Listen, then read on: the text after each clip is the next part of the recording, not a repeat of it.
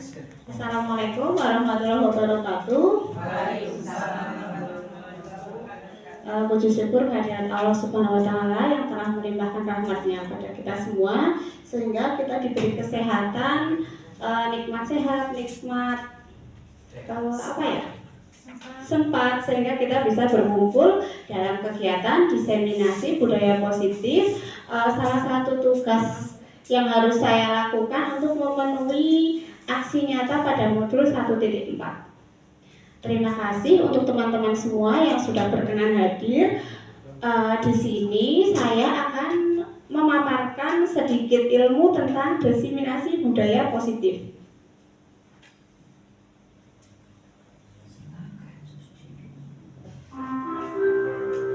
Jadi capaian diseminasi yang diharapkan adalah bahwa nanti guru akan memahami konsep pendidikan menurut Ki Hajar Dewantara yang dihubungkan dengan konsep budaya dan lingkungan positif di sekolah yang berpihak pada murid.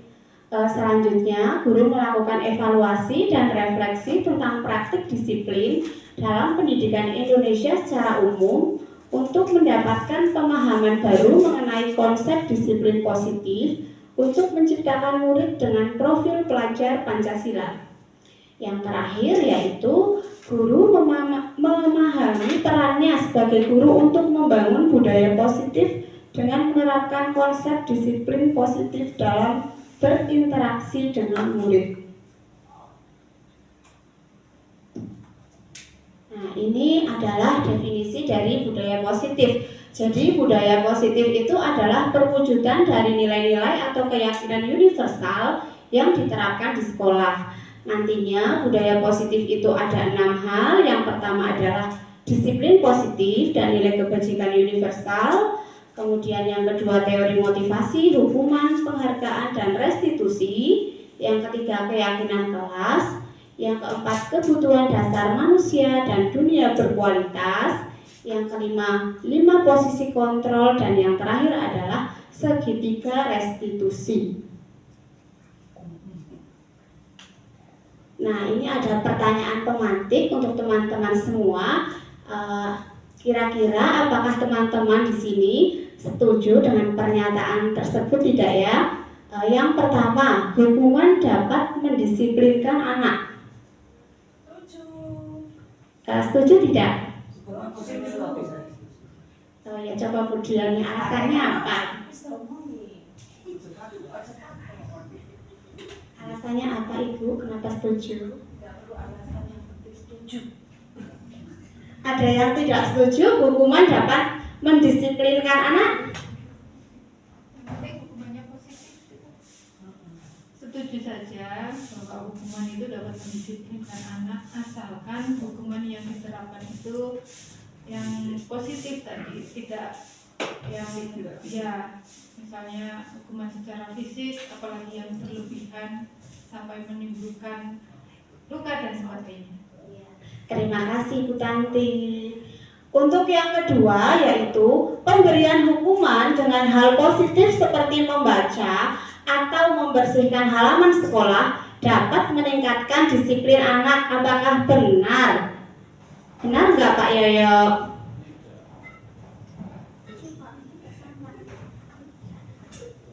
Tidak benar. Kenapa bentuk hukuman apapun kalau anaknya karakternya memang gablek akan tetap gablek, kecuali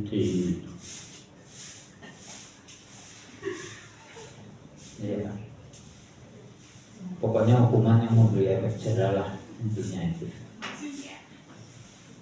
Ya, terima kasih Pak Yoyo atas jawabannya.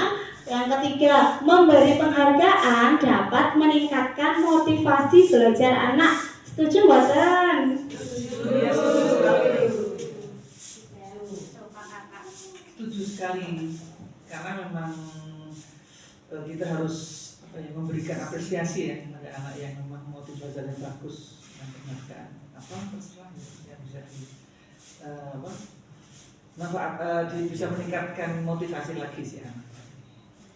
Ya, terima kasih Bu Ros. Ya, jadi tadi di poin 1 dan 2 rata-rata kalau hukuman tidak setuju ya, tapi lebih setuju ketika anak diberi penghargaan. Coba kita kaitkan dengan, nah ini yang perubahan paradigma dulu. Coba berhadap-hadapan, kedua berhadap-hadapan, berhadapan. Oh berarti Bu Rika dengan Bu Supre, oh Bu Tanti ya. Yang satu menggenggam tangan itu kan ada si A dan si B. Anggaplah yang satu punya sesuatu di dalam kepala tangan.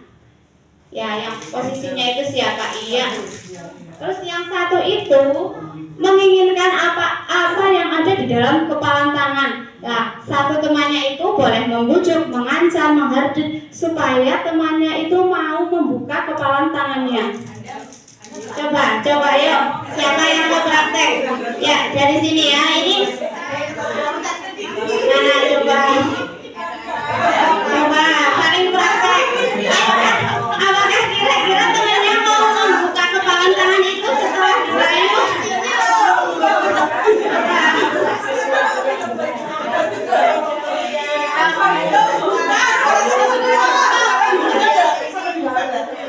Itu kan tergantung diri kita. Kita mau membuka nggak? Kira-kira kalau kita punya sesuatu yang berharga di genggaman tangan, ada orang yang mengancam kita, merayu kita, masih bisa? Masih enggak?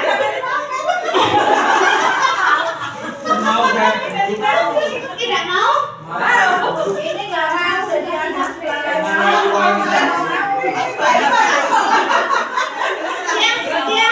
yang tidak mau dibujuk berapa orang? Coba tunjuk tangan. Yang tidak mau dibujuk.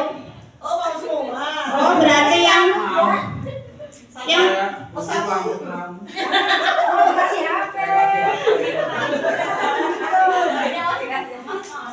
jadi dalam konsep perubahan paradigma itu, apa yang kita genggam itu kan sesuatu yang berharga. Ketika ada orang lain yang meminta sesuatu dari yang berharga milik kita, biasanya itu kita tidak akan memberikannya. Itu sama seperti konsep mendisiplinkan anak. Nah, kayak gini.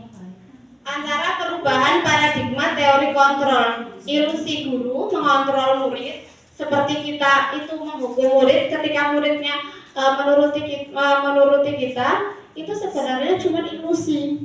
Karena pada dasarnya yang bisa menggerakkan individu adalah individu itu sendiri. Jadi kenapa Bu Lilis tadi misalnya mau membuka genggaman tangannya, itu karena Bu Lilis yang memperbolehkan, bukan karena Pak Wadoyo yang bisa mengontrol Bu Lilis. Itu begitu konsepnya. Jadi itu tadi adalah ilusi bahwa kritik dan membuat orang merasa bersalah dapat menguatkan karakter. Ilusi bahwa semua perbuatan positif efektif dan bermanfaat. Ilusi bahwa orang dewasa memiliki hak untuk memaksa. Seperti halnya kita memaksa murid, menuntut murid untuk melakukan sesuatu yang terkadang tidak diinginkan oleh murid. Ketika murid itu menuruti, ternyata itu hanya ilusi. Nah, ini dikuatkan oleh teori kontrol dari Dr. William Glasser yang sekarang berubah menjadi teori choice theory. Di situ dijelaskan bahwa pada dasarnya individu itu sebenarnya memiliki kekuatan penuh untuk mengontrol dirinya sendiri. Jadi ketika ada seorang individu menuruti individu lain, bukan karena individu itu dikontrol mau, tetapi hanya memperbolehkan saja. Pada dasarnya yang bisa membuat kita bertindak adalah diri kita sendiri. Sama seperti dengan murid, ketika kita memperlakukan hukuman, sebenarnya bukan karena kita yang mampu mengontrol murid, tetapi murid yang sedang mempersilahkan dirinya untuk dikontrol. Sekarang ke disiplin positif. Jadi dalam budaya kita, makna kata disiplin dimaknai menjadi sesuatu yang dilakukan seseorang pada orang lain untuk mendapatkan kepatuhan. Kita cenderung menghubungkan kata disiplin dengan ketidaknyamanan. menurut Ki Hajar Dewantara menyatakan bahwa di mana ada kemerdekaan disitulah harus ada disiplin yang kuat. Sungguh pun disiplin itu bersifat self-disiplin. Jadi disiplin yang diharapkan oleh Ki Hajar Dewantara adalah self-disiplin, disiplin yang muncul dari dalam dirinya sendiri, yang muncul karena motivasi intrinsik, bukan dari luar. Ketika disiplinnya itu sudah dari diri kita sendiri, maka dia akan berlangsung untuk jangka waktu yang lama. Sedangkan kalau motivasinya eksternal itu hanya untuk jangka pendek. Misalnya, Bu Lilis berangkat pagi karena ada motivasi intrinsik, ya dia berarti berangkat karena itu untuk menghargai dirinya. Tetapi kalau dari motivasi eksternal, misalnya Bu Lilis berangkat pagi karena ingin mendapat piagam dari kepala sekolah, misalnya kalau ada seperti itu.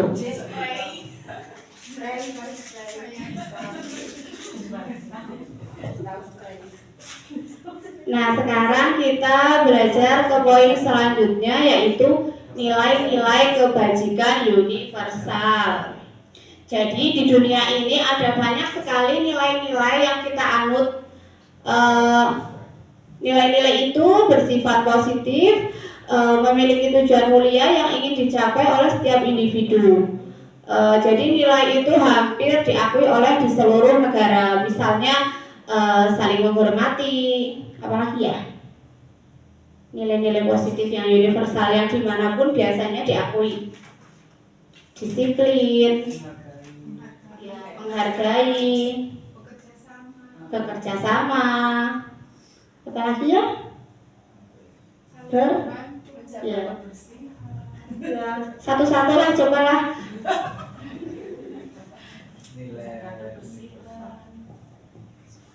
Menghargai, bekerja sama, menghormati, tepat waktu,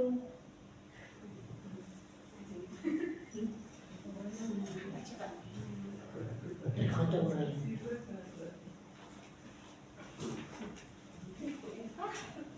empati, mandiri, membangun,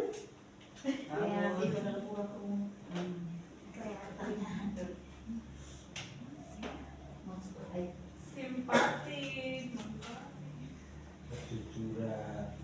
suka menolong. Jadi banyak sekali nilai-nilai kebajikan yang sebenarnya kita anut ya, cuma karena kita itu ada di lingkupnya pendidikan, nilai-nilai yang kita anut adalah nilai yang sesuai dengan profil pelajar Pancasila, yaitu ada 6: beriman, bertakwa kepada Tuhan Yang Maha Esa, dan berakhlak mulia. Kemudian mandiri, bernalar kritis, berkebinekaan global, bergotong royong, dan kreatif. Jadi nanti diharapkan ketika mengajar dan mendidik siswa, nilai-nilai tersebut selalu dimasukkan dalam kegiatan pembelajaran. Ini berkelompok ya, berarti bertiga. Nanti boleh menuangkan pendapatnya. Ini ada sebuah ilustrasi contoh, ada 2 soalnya. Kira-kira nanti jawabannya apa ya? Saya bacakan ya.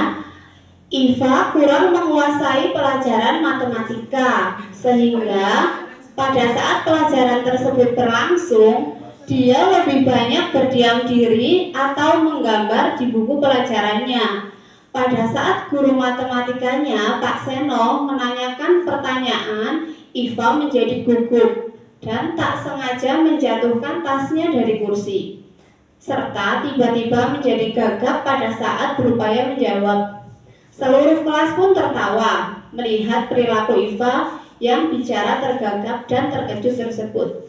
Pak Seno pada saat itu membiarkan teman-teman Iva menertawakan Iva yang tergagap dan malu luar biasa, dan malahan meminta Iva untuk maju ke depan dan berdiri di depan kelas sambil menunjuk hidungnya karena tidak bisa menjawab pertanyaan Pak Seno. Kelas semakin gaduh dan anak-anak pun tertawa melihat Iva di depan kelas memegang ujung hidungnya. Nah, pertanyaannya yang pertama, apakah Anda setuju dengan tindakan Pak Seno terhadap Iva? Diskusi dulu. Oke, yang pertama, apakah Anda setuju?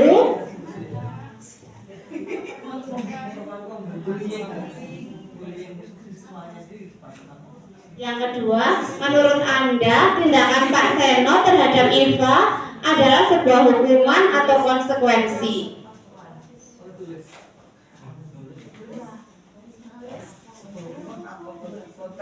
Konsekuensi.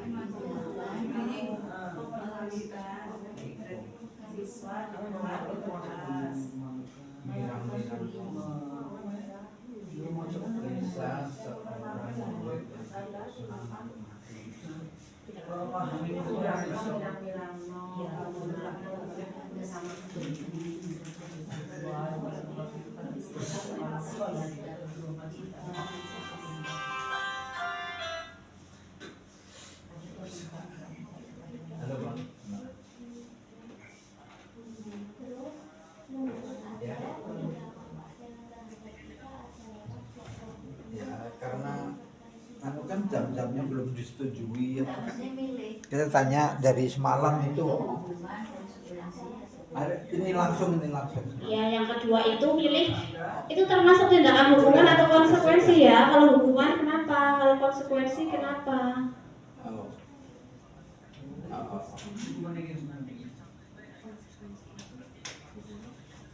Iya, semuanya saya kira sama.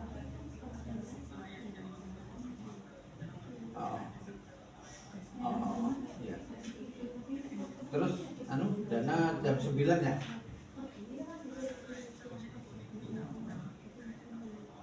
Oh, langsung transfer. Tak kirimi nomor rekeningnya. Iya, BRI aja. Iya. Oke. Tidak. Menurut Anda tindakan Pak Seno terhadap Iya, Ken. Iva Ya, syukurlah daripada kekeringan. Oke, Oke, saya tunggu ya. Ya, sesuai ilustrasi termasuk hukuman atau konsekuensi. Yang mana yang pulangnya?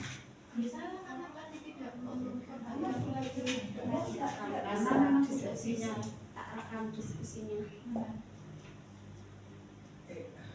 Kalau itu kan tidak salah, itu kan tidak menguasai pelajaran, itu sudah suatu kesalahan. Tidak. Itu kan dia berdiam diri, dia berdiam diri tidak membuatkan kelas. Tapi menggambar di buku pelajaran.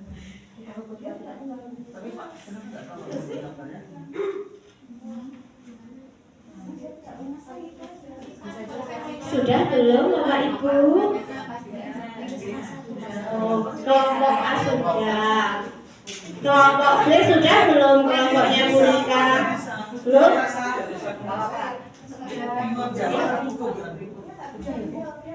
Ternyata diskusinya sangat alot.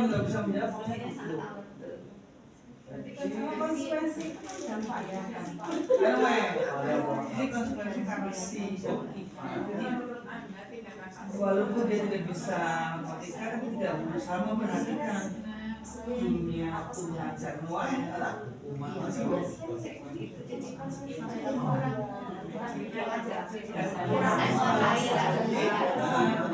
Baru dia saya orang bisa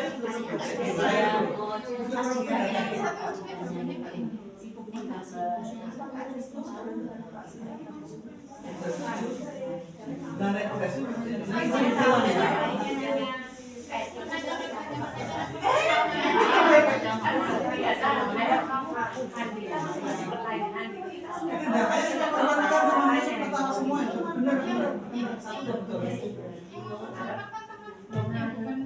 kelompok A jawabannya dipaparkan dulu ya.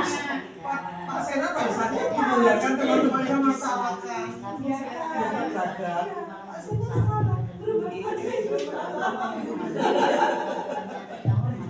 Assalamualaikum warahmatullahi wabarakatuh.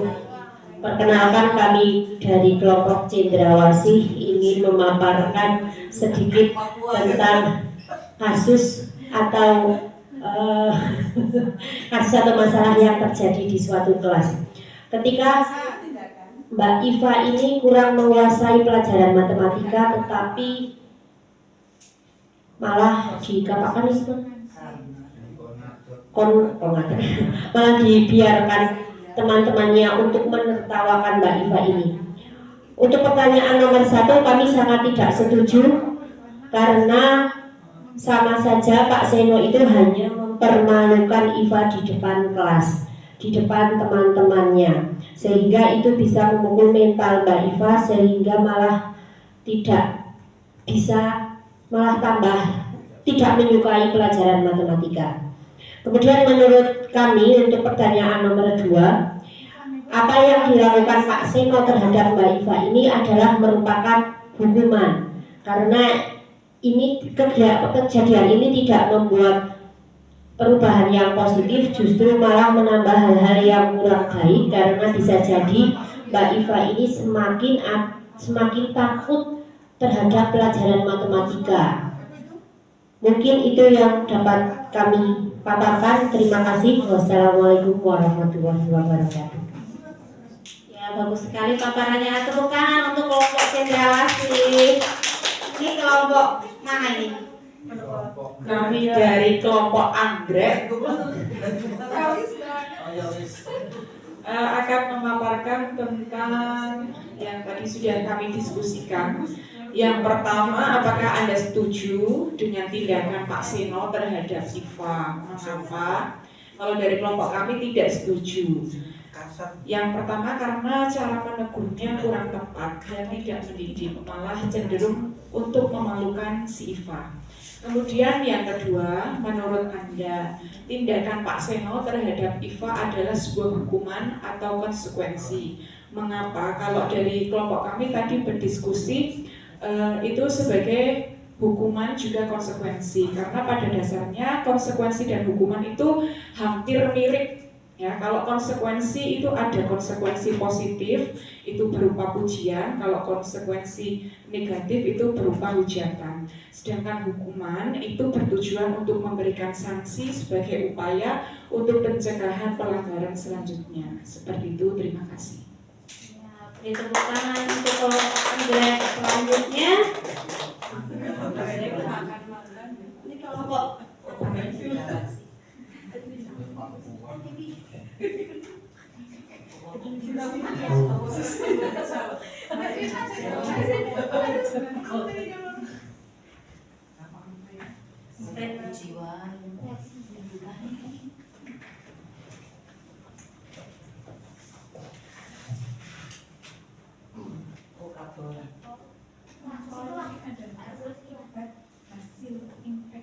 Assalamualaikum warahmatullahi wabarakatuh.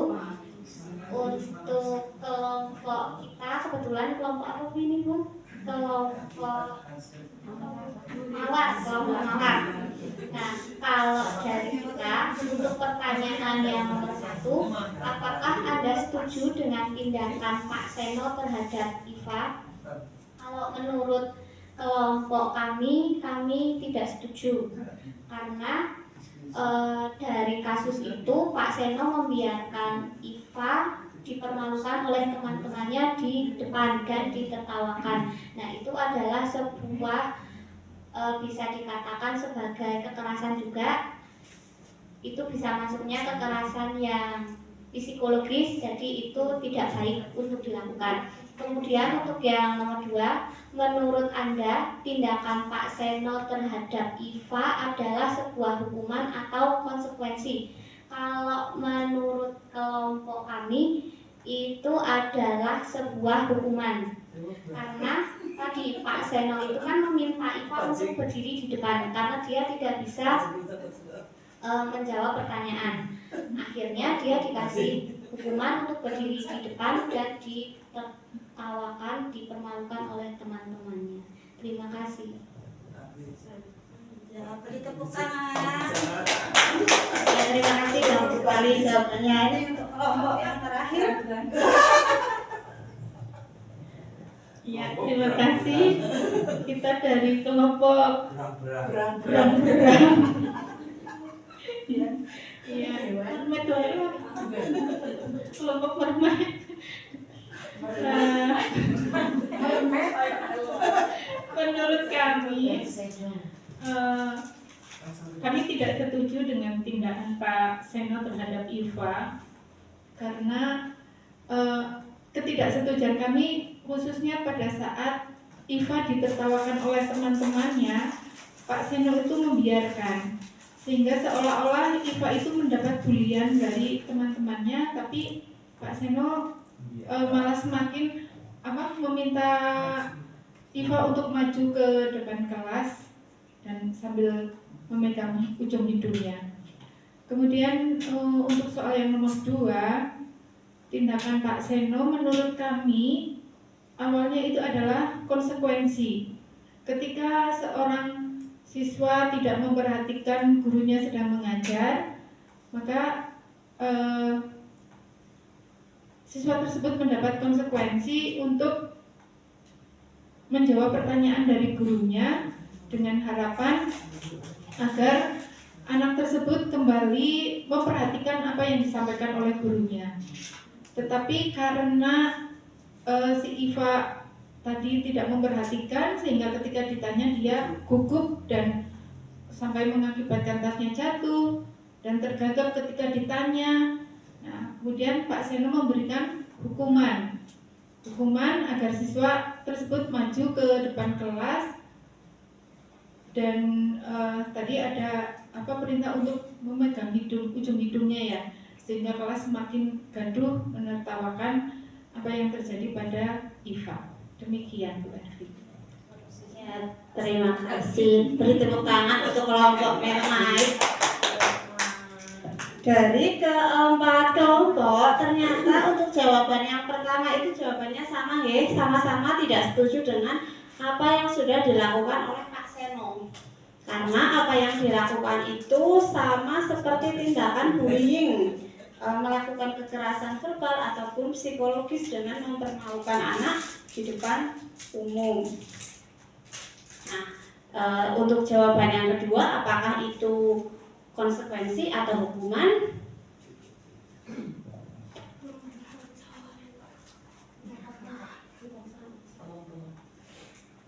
Karena kurang besar ini saya bacakan dari sini ya, supaya nanti bisa memahami nanti untuk soal nomor 2 kira-kira jawaban yang betul yang mana.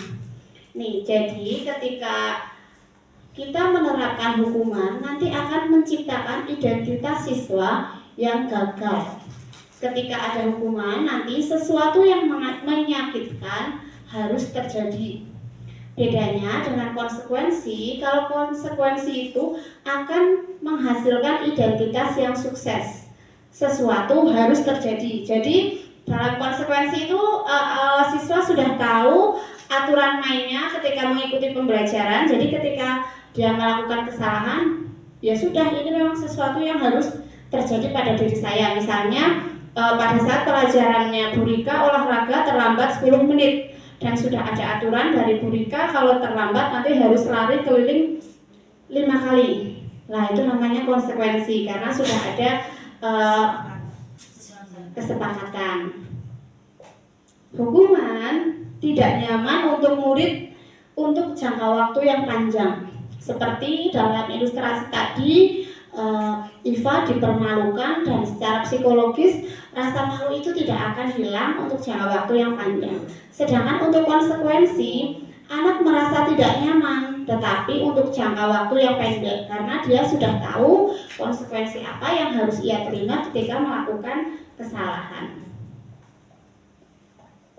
Dalam hukuman, murid akan tersakiti, tetapi dalam konsekuensi, murid hanya dibuat supaya tidak nyaman untuk sementara. Ketika pemberian hukuman, perilaku pasif agresif akan meningkat. Sedangkan pada konsekuensi, penguatan hanya bertahan dalam jangka waktu yang pendek. Untuk pemberian hukuman, biasanya kita menggunakan kata-kata peraturannya adalah ini, kamu harusnya begini, lah itu adalah hukuman. Sedangkan kalau konsekuensi, guru akan menanyakan, apa peraturannya? Mampukah kamu melakukannya? Guru juga akan mengucapkan terima kasih ketika siswa melaksanakan konsekuensi tersebut.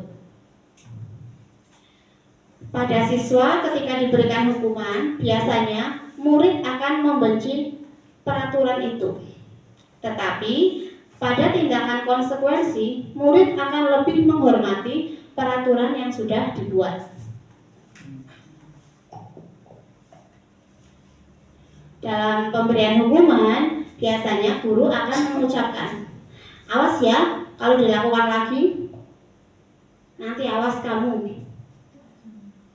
Dan menggunakan mode paksaan, mendorong untuk menyalahkan diri murid, sehingga konsep diri murid itu menjadi semakin buruk. Sedangkan pada konsekuensi, biasanya guru akan bilang, lakukan apa yang saya katakan. Dia memberikan stimulus respon, mendorong kepatuhan dan konsep diri yang baik. Jadi kalau di dalam konsep hukuman, biasanya ada aturan, guru akan menggunakan kata-kata yang cenderung paksaan sehingga murid itu akan merasa tersakiti. Sedangkan pada konsekuensi, kita sudah membuat keyakinan atau kesepakatan bersama sehingga murid sudah tahu aturannya jika melakukan kesalahan. Nah, kira-kira nomor 2 lebih tepat yang mana Bapak Ibu? Iya, jadi yang nomor 2 itu lebih tepat kepada hukuman. Karena di dalam hukuman itu tadi sudah memberikan identitas yang gagal kepada murid. Jadi nanti Iva akan menjadi orang yang gagal karena merasa tidak mampu mengerjakan soal matematika.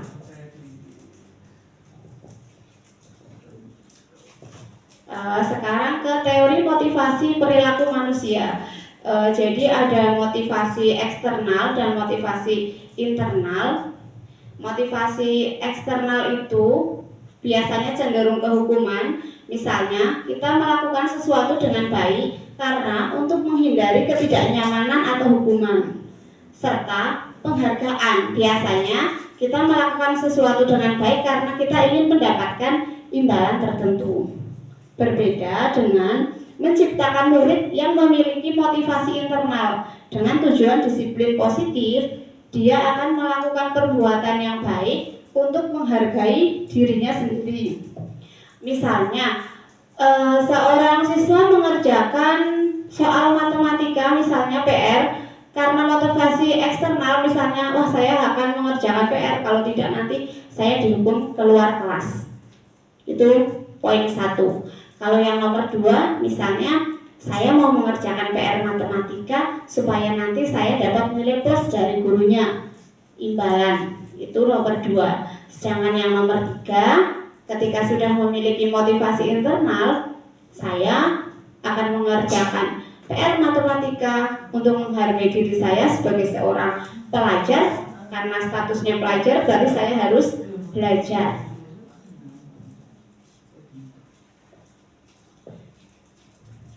Jadi konsep merdeka menurut Ki Hajar Dewantara adalah tidak hanya terlepas dari perintah, akan tetapi juga cakap buat memerintah diri sendiri. Nah, ini tadi hubungannya dengan keyakinan kelas Mengapa tidak peraturan saja? Mengapa harus keyakinan kelas? Bedanya kayak gini. Misalnya ini ada mengapa kita memiliki peraturan harus menggunakan helm bila mengendarai kendaraan roda 2. Ketika kita bicara tentang peraturan, maka nanti kalau tidak menggunakan helm, saya akan ditilang. Beda dengan keyakinan kelas, keyakinan nilai-nilai universal. Saya menggunakan helm supaya aman untuk keselamatan. Bedanya di situ, nggih. Makanya peraturan itu biasanya satu arah, sedangkan keyakinan itu sudah dua arah. Ini contoh cara membuat keyakinan kelas di kelas.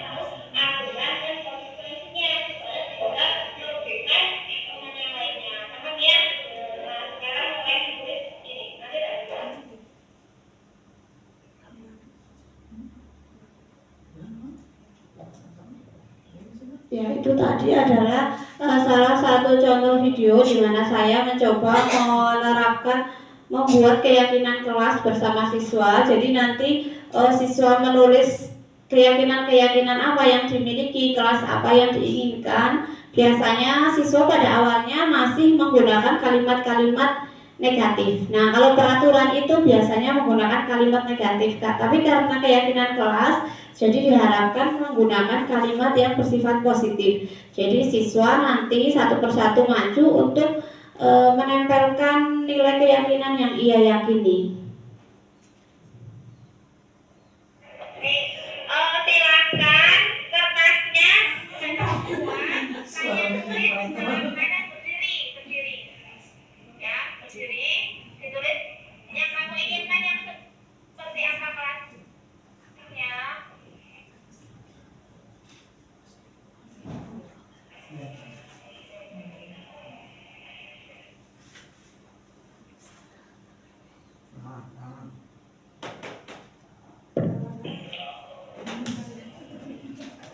Ini udah semua nulis kesepakatannya.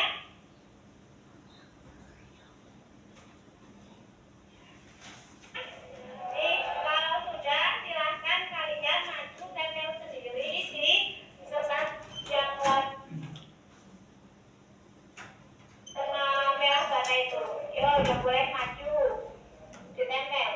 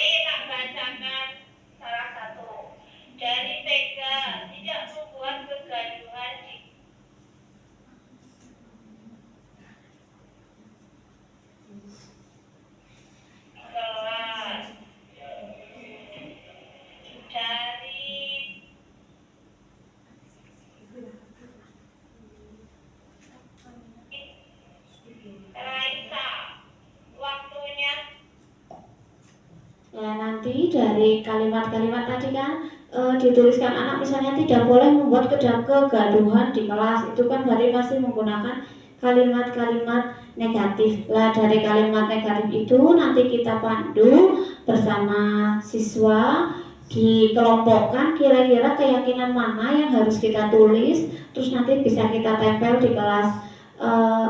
Itu akan memudahkan kita ketika dalam kegiatan pembelajaran. Jadi nanti siswa sudah memahami aturan mainnya saat pembelajaran. Kalau di dalam tahap ini ketika siswa melanggar terus dia itu melaksanakan atau tidak melaksanakan atau melanggar, nanti kan akan mendapat sebuah konsekuensi. Jadi urutannya untuk menciptakan budaya positif itu awalnya dimulai dari peraturan kelas dulu di lingkup kecil, kemudian dari peraturan kelas yang kata-katanya masih cenderung negatif, nanti akan muncullah keyakinan kelas. Ketika keyakinan kelas sudah ada, nanti akan tercipta lingkungan positif di kelas. Dari lingkungan positif itu nanti akan menyebar ke sekolah menjadi budaya positif yang kita anut. Ini sekarang kita belajar tentang kebutuhan dasar manusia. Pada dasarnya ada 5 kebutuhan dasar manusia. Begitu pula dengan murid, yaitu ada kebutuhan akan kasih sayang dan rasa diterima, ada kebutuhan akan penguasaan, kebutuhan akan kebebasan, kebutuhan akan kesenangan, dan kebutuhan bertahan hidup. Jadi untuk memudahkan kita dalam kegiatan pembelajaran, ketika ada anak yang melanggar, sebenarnya dan sebaiknya kita itu memahami dulu kebutuhan dasar apa yang belum terpenuhi dari murid kita, sehingga murid kita melakukan tindakan pelanggaran tersebut. Sebagai contohnya, misalnya kemarin saat saya mengajar di kelas 12 IPS 2, ada siswa bernama Fahrul Rozi, Pak Yoyo, ya itu anaknya Pak Yoyo. Jadi Fahrul Rozi itu hampir, saya tidak tahu setiap hari terlambat atau tidak, tetapi saat pelajaran saya itu selalu terlambat hampir 30 menit. Ketika saya tanya, kenapa kamu terlambat? Jawabannya adalah karena saya selalu kelainan. Ya, kenapa kamu kelainan? Karena saya itu harus jaga warung, Bu. Jadi kalau pulang sekolah itu saya harus belanja dulu di pasar. Terus ketika setelah maghrib saya akan buka warung kopi, jualan mie rebus dan sebagainya untuk tempat nongkrong keluarga yang ada di situ sampai larut malam. Ketika tidak berjualan, nanti Fahrul Rozi tidak sanggup. Jadi Fahrul Rozi lebih ngabati untuk tetap berjualan walaupun bangunnya kesiangan. Nah, kira-kira dari cerita tersebut kebutuhan dasar apa yang belum terpenuhi Fahrul Rozi? Yang mana? Di antara 5, apakah kasih sayang, penguasaan, kebebasan, kesenangan, atau bertahan hidup? Iya, betul sekali, bertahan hidup. Ini ada 4 soal. Nanti silahkan Bapak Ibu menuliskan di sticky note. Kira-kira dari soal nomor 1, Ibu guru bilang, aku tidak boleh bersenandung sewaktu mengerjakan tugas. Katanya kelas harus tenang, tidak ada suara. Padahal kan aku suka dan senang menyanyi. Ditulis-tulis ya. Nanti ditempel. Yang warnanya pink. Muridnya seneng banget.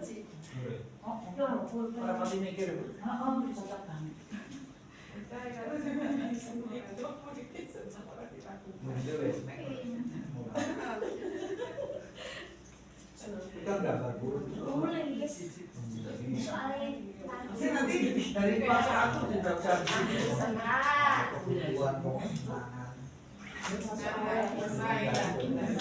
Ini baru nulis ini. 1 dulu. Nah, soal nomor 1 nanti ditempel di sini, nggih. Kira-kira kebutuhan akan apa ya? Nanti kita kasih lagi. Ya itu lengkap itu. Yang warna pink untuk yang warna oranye untuk menjawab soal nomor 1. Satu orang satu kok. Satu orang satu. Dikasih nama sama jawabannya nggih. Kalau sudah tempel di sana. Apakah tak tempelkan aja? Oh iya, Apa soalnya Pak? soalnya adalah ibu guru bilang aku tidak boleh bersenandung sewaktu mengerjakan tugas. Katanya kelas harus tenang, tidak ada suara. Padahal kan aku suka dan senang menyanyi. Kebetulan apakah ini di antara 5 ini? Kasih sayang dan rasa diterima, penguasaan, kebebasan, kesenangan, atau berkata duduk.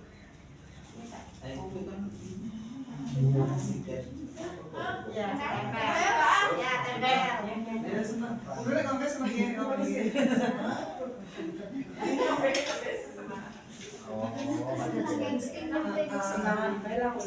ke bawah ya. Kesenangan cenderung kebebasan boleh. Salah satu. Misalnya atau kwitansinya itu. Kesenangan apa bilang ye? Oh iya iya. Panjang kesenangan. Ya, oh ini nomor 1. Bu Ervi, ini Oh, ada banget saya juga kan. Ada bimbingan. Ayo ya aja ngomong Sih, Kurangi Nomor sisi. 1. kebutuhan dasar. Lo kok malah mati? Jangan Pakai kebebasan jangan nulis nih. Beri. Kebebasan. suhunya aja. Waduh. Soal nomor 2. Ibu guru tidak menyapaku hari ini, padahal aku pakai jepit rambut baru. Oh, berarti yang Apa? Apa tadi mulanya pas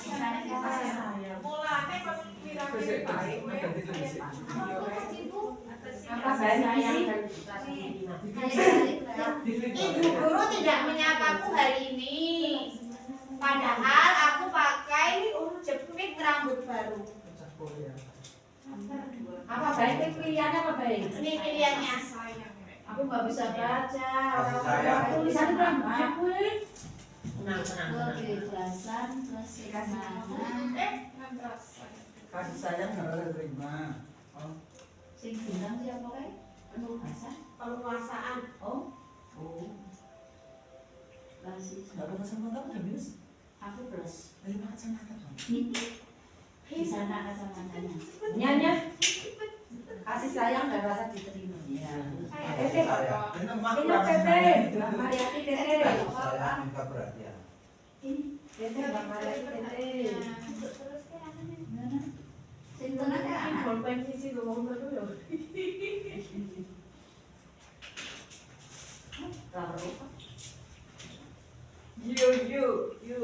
Pak. Yuk, sampai masuk kampung aja. aku bosan, masa belajarnya cuma itu aja, dengerin ibu guru aja. Apa yang jadi bapak dulu?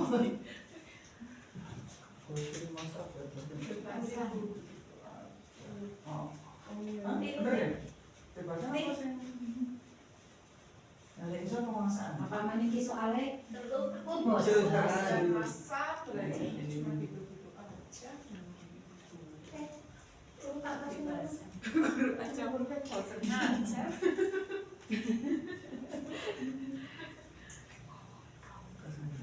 Nomor 3.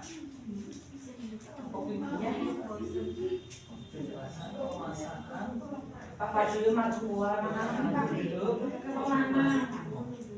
Tulis apa piye? Setelah baru diklik.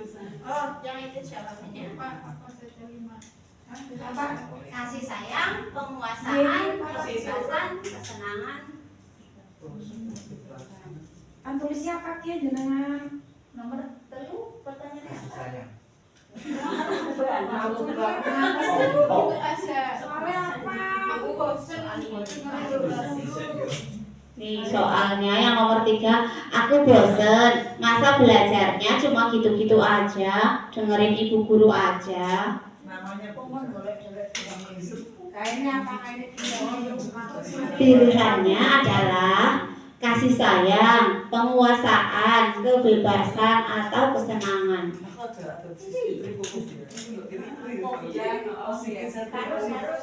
untuk tulis kesenangan itu pakai mulut.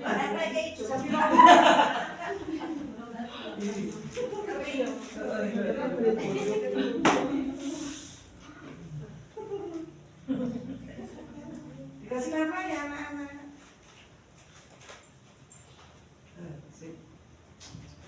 Lahir?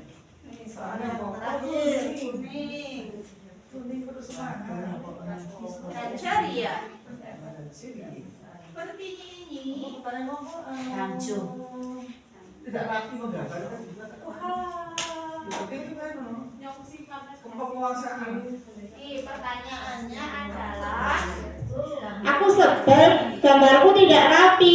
Malah ibu guru nunjukin ke teman-temanku di depan kelas. Penguasaan. Aku kan malu. Jawabannya dong. Kita kan lupa. Jawabannya pilih kebebasan, kesenangan, penguasaan, atau kasih sayang. orang kalian apa? Aku sebel, gambarku tidak rapi malah ditunjukin ke temanku. Ya kan dia belum. Itu udah menguasain. Kan teman-teman jadi memandang aku sebelah mata. Apa guys pilihan gue? Kasih sayang, penguasaan, kesenangan, kebebasan. Jawabannya boleh 2. Boleh. Satu aja. Nggak usah banyak-banyak. Oke. Udah mengasuh. Itu gak bodoh kali ya bodoh kali. Semuanya apa? Iya sekali.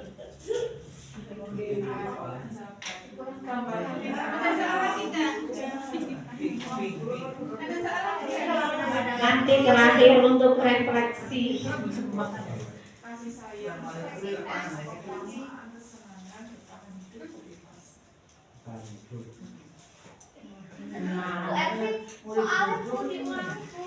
Ya, soalnya waduh, nih, aku sebel, gambarku tidak rapi. Malah Mbak Yoyo menunjukkannya ke teman-temannya, aku malu.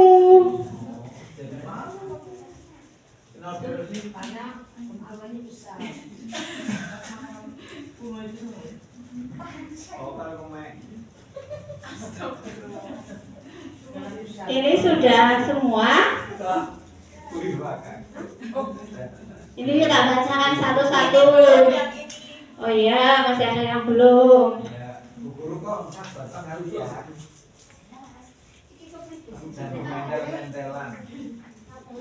Kriteria kurang kasih sayang.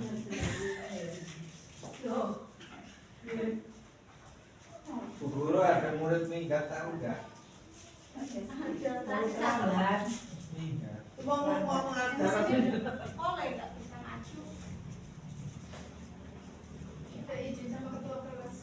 Nih, soal yang pertama, ibu guru bilang aku tidak boleh bersenandung, padahal aku Senang. suka dan senang menyanyi. Berarti kira-kira kebutuhan apa ya? Saya pada terima. Oh,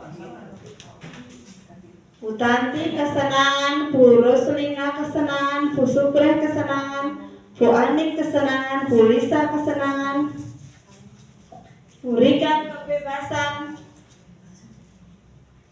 Bu Bangun kesenangan, Bu Lilis kesenangan, Pak Yoyo kebebasan.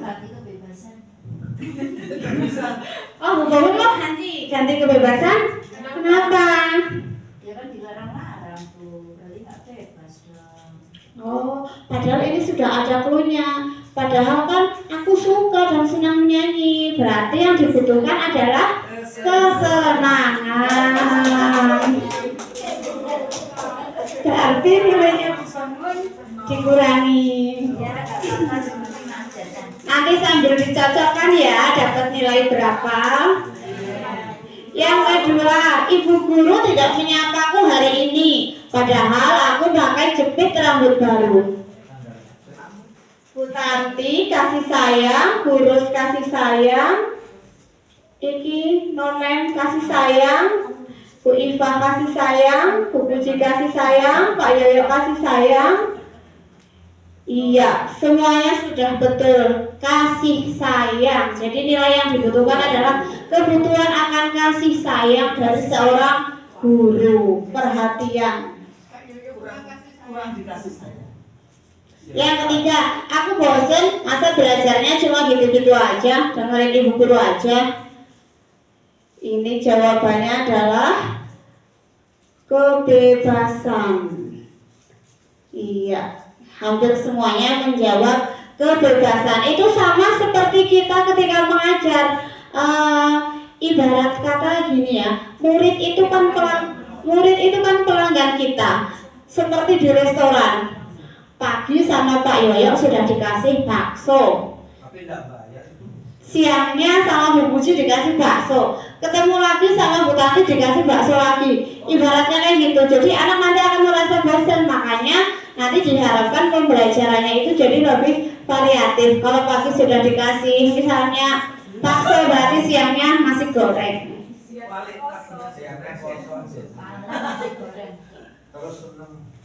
Yang terakhir, aku sebel gambarku tidak rapi, malah ibu guru nunjukin ke teman-temanku di depan kelas. Iya, jawabannya adalah penguasaan. Jawabannya adalah penguasaan. Dapat nilai berapa, nggih? Wow, 100. Dapat bintang. Aku 75. Ada yang di bawah KKM tidak? Karena berapa? KKM-nya 75. Berarti murah. KKM-nya 100. Tapi yang bukti nangkana bulat dihapus. Nanti jangan puas dengan nilai yang 75 itu nggih, karena kalau yang lain bisa dapat 100, kenapa aku tidak? Terlihat tidak? Ya sudah, berarti Bu Guru bacakan dari sini nih.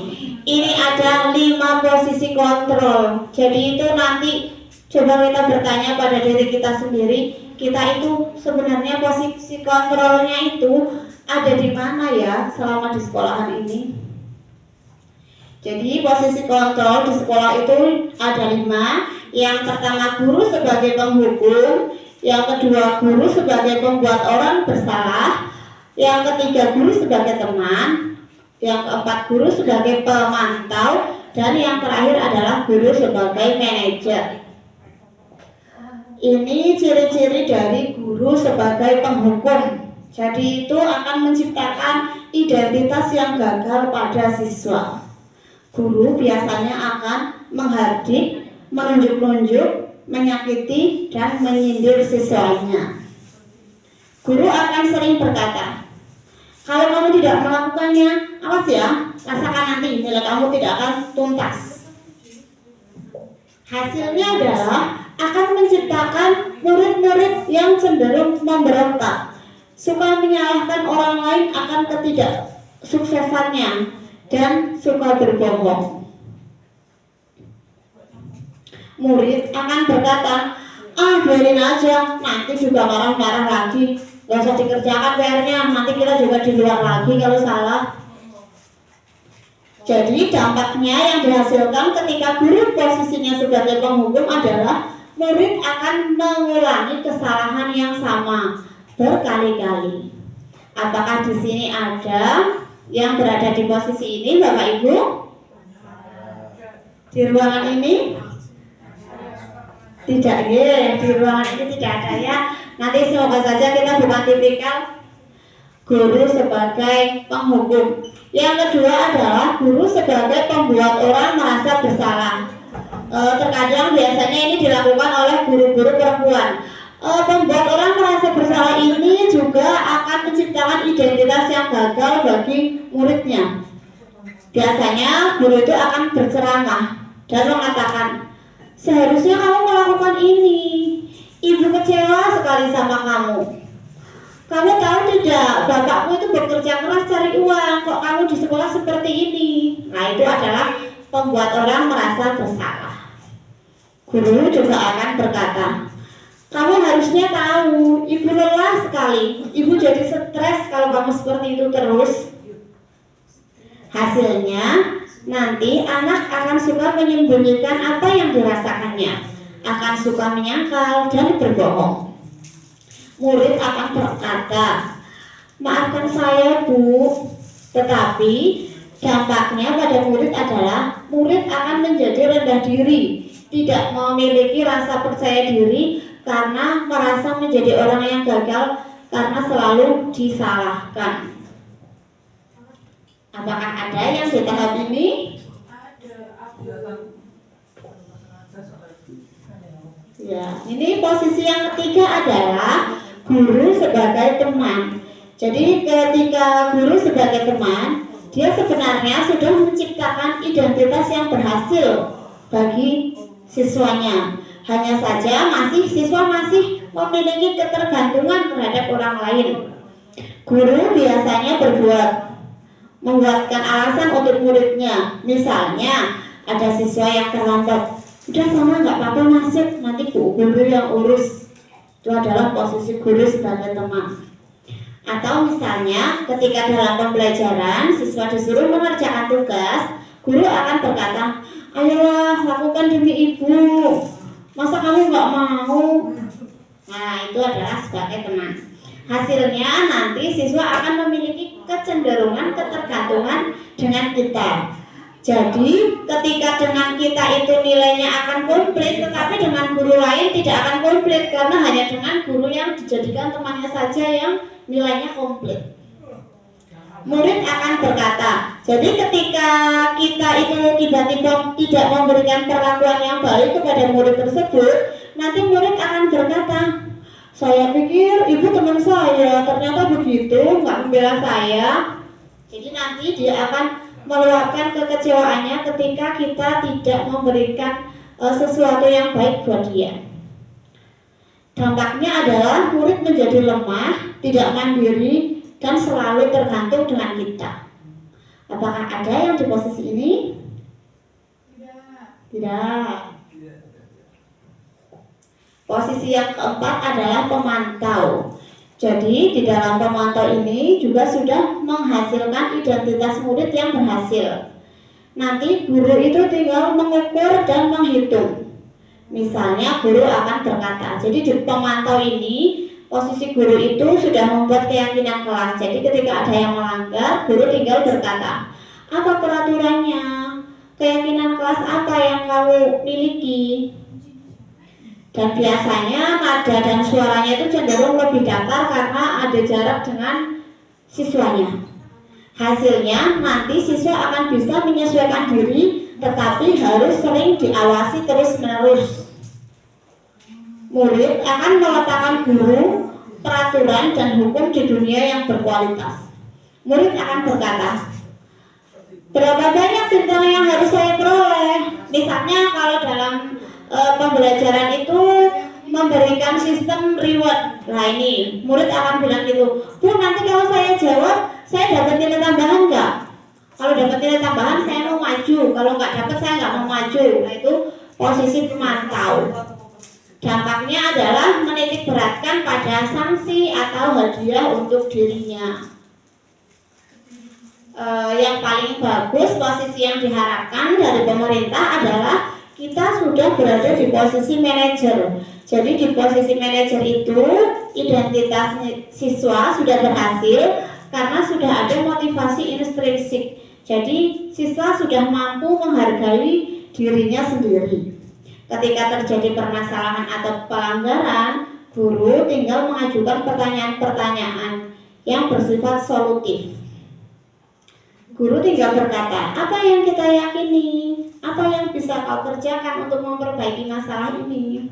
Sehingga hasilnya adalah membuat pribadi siswa semakin kuat. Murid akan berkata, bagaimana caranya saya bisa memperbaiki keadaan? Lalu dampaknya adalah murid bisa mengevaluasi dan memperbaiki diri tentang kesalahannya. Apakah ada yang akan ditanyakan atau sudah paham? Manajer semua. Oh, sudah manajer semua, keren. Iya. Yang saya tanyakan sampai sekarang. Iya.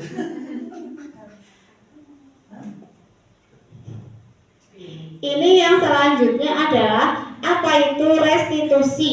Ini adalah yang dicanangkan oleh pemerintah melalui program guru penggerak. Jadi diharapkan guru itu bisa menerapkan sistem restitusi. Restitusi adalah proses menciptakan kondisi bagi murid untuk memperbaiki kesalahan mereka sehingga mereka bisa kembali kepada kelompok mereka dengan karakter yang lebih kuat. Restitusi juga merupakan proses kolaboratif yang mengajarkan murid untuk mencari solusi untuk masalah mereka dan membantu murid berpikir tentang orang seperti apa yang ingin menjadi tujuan mulia dan bagaimana mereka harus memperlakukan orang lain. Jadi ciri-ciri restitusi itu ada 9, bahwa restitusi itu bukan untuk menebus kesalahannya, namun untuk belajar dari kesalahan, untuk memperbaiki hubungan dan bersifat tawaran, bukan paksaan. Restitusi menuntut kita untuk melihat ke dalam diri, mencari kebutuhan dasar yang mendasari tindakan. Restitusi diri adalah cara yang paling baik, berfokus pada karakter bukan tindakan, dan berfokus pada solusi, sehingga mengembalikan murid yang berbuat salah pada kelompoknya. Ini adalah segitiga restitusi yang harusnya kita lakukan ketika kita berada di posisi sebagai manajer. Jadi ada 3 langkah. Yang pertama adalah menstabilkan identitas. Misalnya ada siswa yang ketahuan melakukan pelanggaran, maka sebaiknya guru itu menstabilkan identitas murid kita dulu. Misalnya dengan memberikan penguatan. Setiap orang pasti pernah berbuat salah. Kamu bukan satu-satunya yang pernah melakukan ini.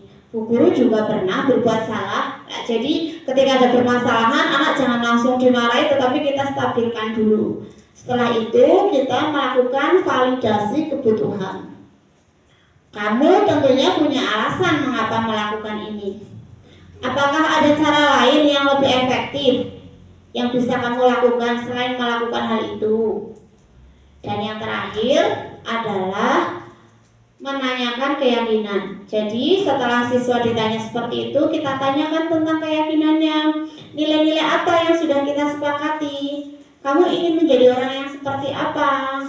Bagaimana cara kamu memperbaiki kesalahan kamu?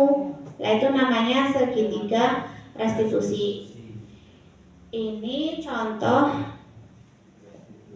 dari yang sudah saya lakukan. Iya, sebentar ya.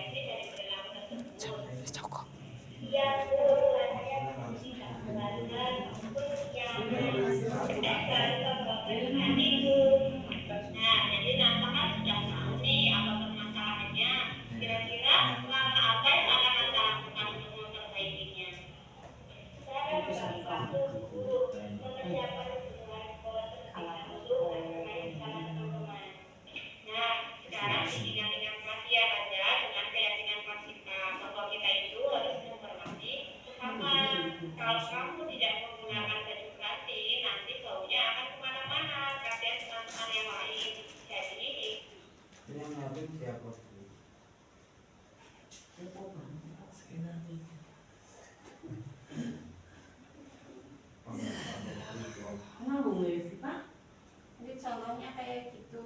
Jadi kita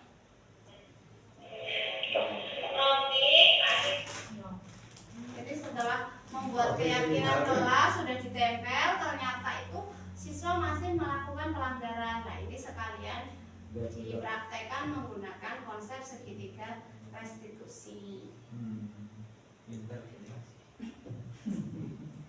Sampai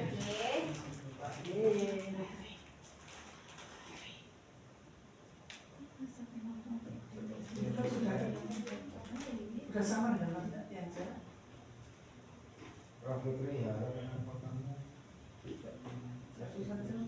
Nah, ini untuk yang terakhir, untuk kegiatan kita yang terakhir diisi oleh refleksi. Ada 3 pertanyaan, boleh berdiskusi bersama-sama. Yang pertama, strategi apa yang selama ini Anda terapkan untuk menanamkan disiplin positif pada murid-murid Anda? Lalu bagaimana hasilnya pada perilaku murid Anda? Yang kedua, nilai kebajikan apa yang Anda berusaha tanamkan pada murid Anda di kelas dan di sekolah Anda? Yang ketiga, setelah belajar tentang disiplin positif, apakah Anda akan menerapkan segitiga restitusi pada murid Anda? Ini biar cepat, satu kelompok satu saja.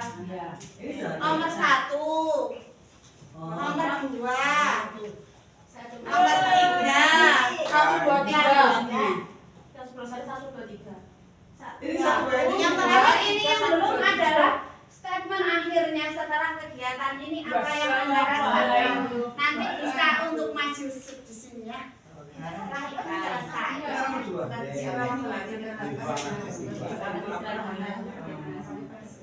Strateginya saya menggunakan urung sini ngatain. Ini nomor 1, nomor 2, nomor 3. Ini statement akhir setelah kegiatan pembelajaran diseminasi ini. Ya, statementnya apa? Nanti maju satu. Dengan melaksanakan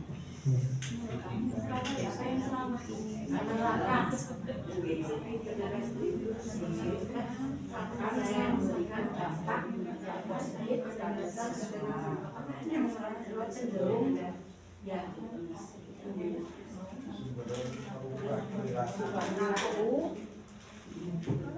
yang tadinya menang disiplin menjadi disiplin. Ada minta tambah kayak Mas Yoyo.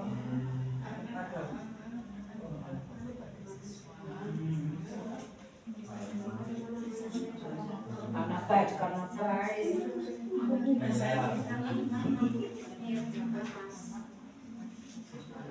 Sehingga siswa yang tadi dia kenapa disiplin menjadi disiplin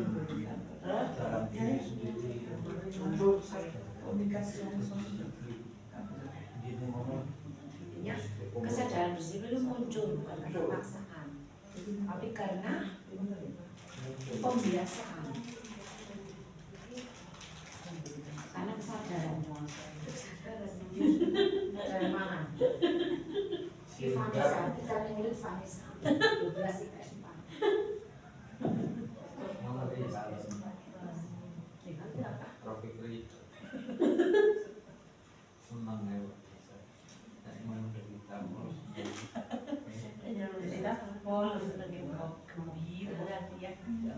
Apalagi kalau kita dibully ya, tadi kita mendapatkan bullying ya.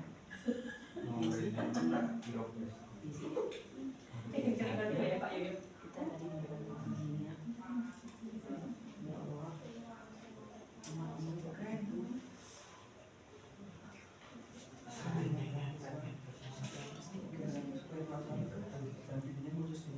Nah, nyawa simba Pembiasaan.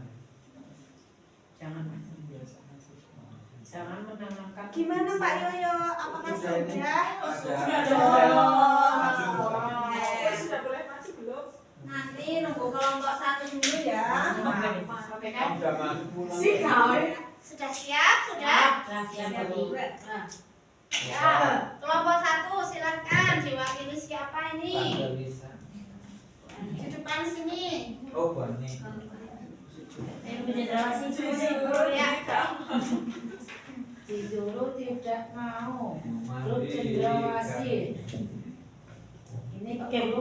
Kami akan menjawab untuk soal yang pertama, yaitu strategi apa yang selama ini Anda terapkan untuk menanamkan disiplin positif pada murid-murid Anda. Lalu bagaimana hasilnya pada perilaku murid-murid Anda? Disiplin positif yang kami tanamkan adalah dengan komunikasi efektif. Sehingga siswa lebih mau menyampaikan pendapat dan mau mendengarkan, sehingga kesadaran dan kemandirian siswa itu lebih muncul kembali. Ya. beri tepuk tangan untuk kelompok. Anak cerdas cepat menjawab, efektif. Ya, ini untuk kelompok 2, kelompok Redneck, silakan untuk maju. Siapa yang akan mewakili? Iya, itu Tanti. Mermaid. Sisitnya mana?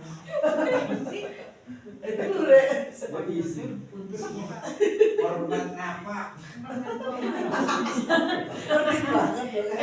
Untuk nomor 2, nilai-nilai kebajikan apa yang Anda berusaha tanamkan pada murid-murid Anda di kelas dan di sekolah Anda? Ada banyak, tapi yang bisa kita sampaikan yang pertama adalah memberikan perhatian, kasih sayang kepada siswa dengan cara menerima keunikan mereka masing-masing, sehingga mereka merasa memiliki rasa untuk diterima. Yang kedua adalah membiasakan siswa untuk berdisiplin dalam segala hal, sehingga ketika mereka melakukan kesalahan, mereka dapat memiliki kesadaran untuk memperbaiki dirinya sendiri. Demikian Bu Erni, terima kasih. Ya, selanjutnya untuk kelompok 3, kelompok anggrek diwakili oleh siapa?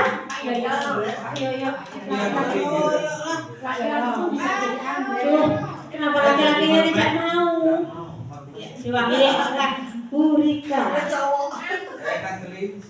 Baik, untuk pertanyaan nomor 3, setelah belajar tentang disiplin positif, apakah Anda akan menerapkan segitiga restitusi kepada murid Anda? Jika iya atau tidak, mengapa? Jawaban dari kelompok kami yaitu iya, karena dengan melaksanakan atau menerapkan segitiga restitusi akan berdampak positif bagi siswa, sehingga siswa yang tadinya tidak disiplin menjadi disiplin karena sudah muncul kesadaran dari diri siswa tanpa ada keterpaksaan, dan disiplin akan menjadi kebiasaan sampai jangka waktu yang panjang. Terima kasih.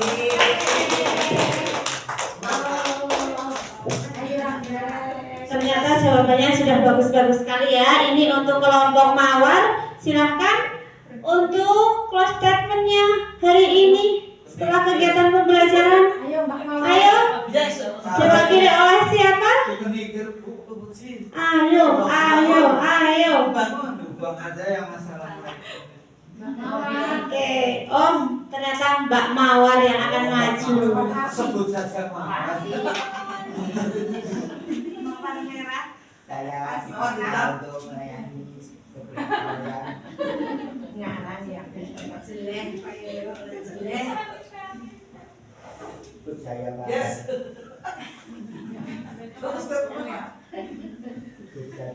Baik, kami akan menyampaikan apa yang sudah kami diskusikan. Closing loh. Kami akan berusaha untuk melaksanakan apa yang sudah kami pelajari, baik itu tentang hukuman, konsekuensi, agar peserta didik tertanam kebiasaan baik atau disiplin positif. Artinya pembiasaan positif sehingga tercipta disiplin positif.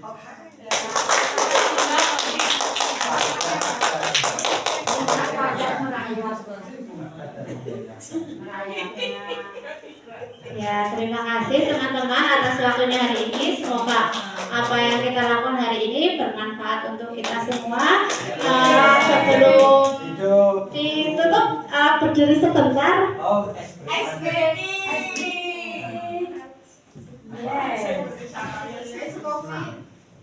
Pak, iya berdiri. Tes COVID Amerika. Siapa kita?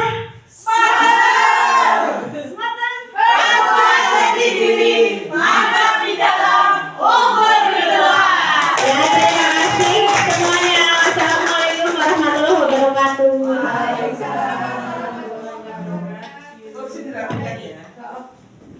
Kok Laura kerekam? Nantikan. Oh,